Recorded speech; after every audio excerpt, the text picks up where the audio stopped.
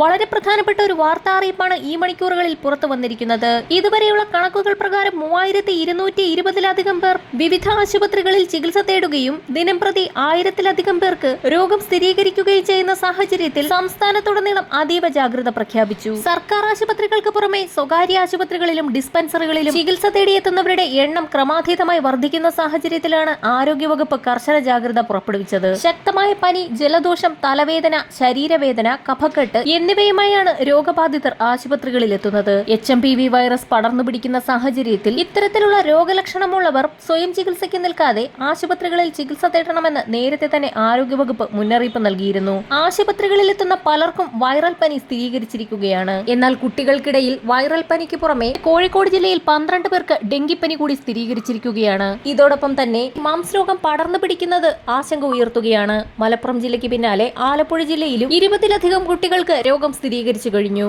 ആലപ്പുഴ ജില്ലയിൽ രോഗം പടർന്നു പിടിക്കുന്ന സാഹചര്യത്തിൽ പെരുമ്പളം സ്കൂളിന് ജില്ലാ കളക്ടർ 21 ദിവസം അവധി പ്രഖ്യാപിച്ചിട്ടുണ്ട്. സ്കൂൾ കുട്ടികളിൽ രോഗം പടർന്നു പിടിക്കുന്ന സാഹചര്യത്തിൽ സംസ്ഥാനത്തുടനീളം എല്ലാ ജില്ലകളിലും അതീവ ജാഗ്രത പ്രഖ്യാപിച്ചു.